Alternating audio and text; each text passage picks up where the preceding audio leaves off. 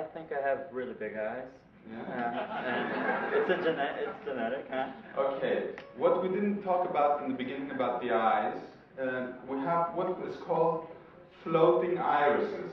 So eyes are generally associated with our 30s, and generally we can map the whole face, and each region corresponds to a certain era in our lives. And so you don't have floating irises, okay? But your eyes are coming. They're not exophthalmos, what we call this medical condition, but they're quite. But turn on the profile. See here. It's not. You see, these eyes are not bulging out because you have your forehead, which is perpendicular, and actually the eye is located deep inside, which means a good observer. But just, you have this very slight, have you checked with your glands and everything? What do you mean? Because sometimes... I didn't understand it. Nothing to do with, it's nothing dangerous, but you might have like this thing, many times is associated with our thyroid glands, the formation of the eye. So you don't have very big eyes. They're in the right proportion. Just that they just come a bit forward. But you see this lower eye, the lower lid. Yeah. It's quite developed. It's good powers of language, and you can also see it from the forehead. So you combine this feature here with this feature up here, and you have a good talker, right? I don't know if anybody knows. Yeah, that's true. So, another feature, like I don't know. We were talking outside that I was sort of more the brain sort of profile. Yeah, you are. And you are actually. And another thing, we have the side of the temples. These are the temples of the head. So yours are somewhat inward coming, which shows, and you have like a ridge. This shows that you have, let's say, your habits are, you have certain habits of thinking, and they are the way, you don't change your habits of thinking. But on the other side, which when our temples are quite like inward a bit, show that we have periods in our life that we go through depressive moods, and we see somewhat the negative part of life. We see the black part of life, and it also shows that although we might have good capacity, we somewhat stick with certain ideas sometimes, and it's difficult to change and to alter once we have made a decision. It's difficult to change it, no matter what somebody else is telling us. We like to adhere to this belief that we have sometimes. Also, as Alice, I would know about the ears, because I have this thing here in the right ear, and on the left it has nothing. So okay, again, they're very different. The left and the right part has to do. So, okay, here we have your name? Nicole. You see how the middle zone, look how prominent the nose is, okay? And the middle zone interacts very much with the environment, and it's very important for her to have, it's very important. You're a good communicator, and you look beneath the surface. Turn on the profile a bit. You see how the septum of the nose goes down. So people with this nose are good communicators and can read between the lines, and always are analytical. Again, we confirm the forehead, and the forehead is more the middle zone and the top pronounced. So again, you also live in your dreams sometimes, as Dimitris sometimes. So you shouldn't confuse these things. And what else? You have some features that are the one with Alice. Where's Alice sitting? So you see, I mean, the way your eyebrows and the eyes have some similarities in the way you take all the information. So ask me something more specific you want me to tell you about. About my eyes. You want me to tell you about your eyes? Okay. So, the eyes, the way we communicate with the environment, the bigger the eyes are, we have more bold and adventurous character. The smaller the eyes are, the more cautious we are, more introverted, and sometimes we can be suspicious. When the eyes are shaped as you are, I think they are slightly, if you can see them from head on, but it shows, as I said, intuition. Anything else? The nose. The nose, strong temperament, outgoing, analytical, need to be in the center of things, need to be loved, but also,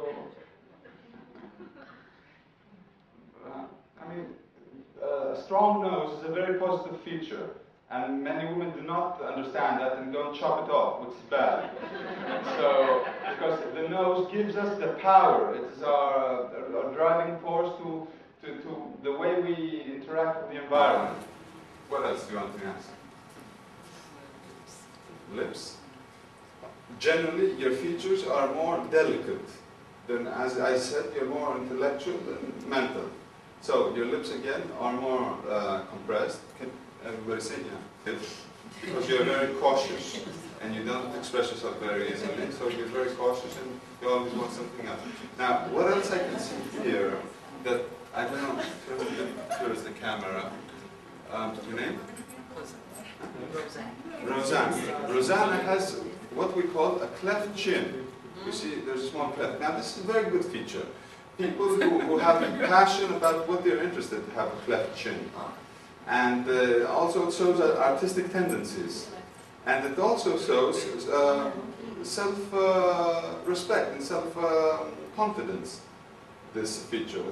So we have different types. The more pronounced this is, these traits are more pronounced. But it shows a direction towards that thing. Okay.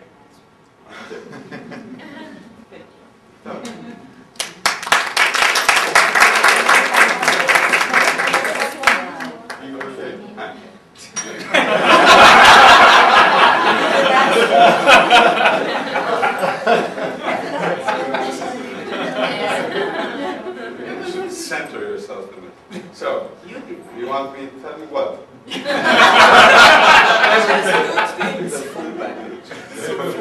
Just a summary. We'll choose the nose, but look at the sides of the forehead. Look at the camera, please. The forehead here, these sides, the temples are quite developed. This, you see in people who have good mathematical thought, and their musicians have these divisions and these regions developed. Here we have the constructive and the various regions, constructive thought, and we have the destructive thought. But generally speaking, people who are good in mathematics and programming and let's say logical thought have these portions of the brain developed. Now, what else? Which portions? The temples. And I'll say something else about them. People who have inward or angular temples are people who are more, with their ideas, have more fixed ideas, like the personality we saw before with Dutra, what's his name. So angular temples show more fixed ideas, and also show people who have a tendency to go into pessimistic kind of thoughts, that see the dark side of reality sometimes. So inwards and sloping and angular temples show that thing. And also when we have hair that grows on the temples, that grows more forward, it shows again people who might become fanatic and stick with an idea and adhere with an idea and do not change it. Now, your nose is quite going out, you're very inquisitive. And you never stop asking, and you want always to know this and know that and whatever. Your chin is somewhat, if you see from the look over there so we can see the chin. The chin is somewhat receding. Okay, this shows that you have a difficulty in the beginning to make a decision. yes. But once you make the decision, you adhere to it. Because it's difficult for you to admit, let's say, that you made a mistake, perhaps, and to change and go and move on to something else. So in the beginning, you're very hesitant until you make a decision, and then once you made it, that's it. You stick with that. But it's not always negative, okay? Because if the brain is good, which here we have a good brain, it means that the decision that is made is accurate, okay? So it's not bad that you stick to an idea, okay? So, what else? Again, the mental forces are more developed than the physical ones. You act more in that sort of way, and you're not that much carried away by your physical and instinctive impulses. Anything else? Lips. Your lips. Your lips. You have a dip in the upper lip when sometimes it dips quite down to the lower one. It shows the ability to be able to put all your energies towards one direction. It's called I want you to have a good profile. Yeah. But come over, let's see, we'll come further back, yeah, to have a clear. So, okay, actually, then you don't have the upper lip protruding that much. Yeah, a bit. When the upper lip ideally, the upper lip and the lower lip should be aligned. If the lower lip protrudes, it means that we are more physical forces and our instincts are very strong, let's say, and it shows more animal tendencies. When that's the lower lip. When the upper lip protrudes, it shows a person that has more ardent nature, and when you can you explain ardent nature?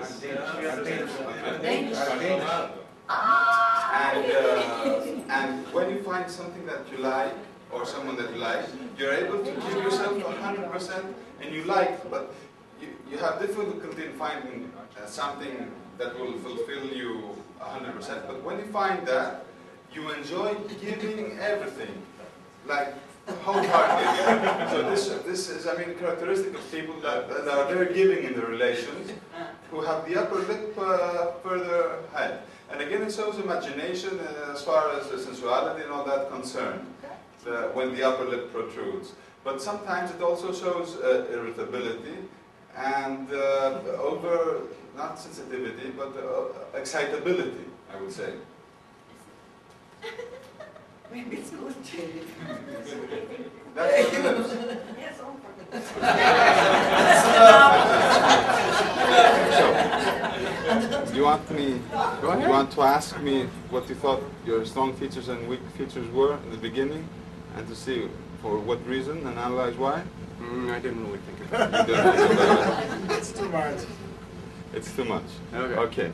So, we see there's uniformity in the beginning, but you have, let's say, the emotional zone and the physical zone here is a bit wider. So, although there's good intellectuality, sometimes the emotions are the one that take part. So, another important thing, we see other things from the head on. We see the capacity of the personality, and if you turn on the profile, we see how these are expressed.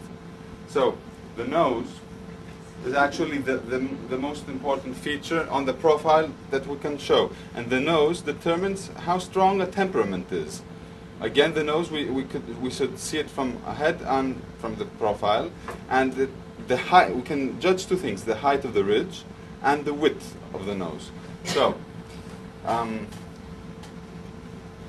a nose that has a high bridge is a positive feature. And I'll go later on and say, and the higher the bridge is, it shows the more authority the personality has and the more ability to put into action his ideas. The lower the bridge, it shows a personality that is more gullible, more passive. Babies have low ridges of the nose. And There's a question. What is a bridge? bridge is... Over here? Yeah. Exactly, that's the bridge. The bone over here, before the cartilaginous part of the nose begins. It's the bone. So here we have the inherited part. And down here, the movable part, is the one that develops according to our behavior, according to what we do in our lives. So this will change. This will not change. And we're built of movable and immovable parts. So the static parts are the inherited. The movable parts, our mouths, constantly changes our mouth. And as it grows older, it compresses. The lips become more compressed. It would show the effect of the mental effort. Now,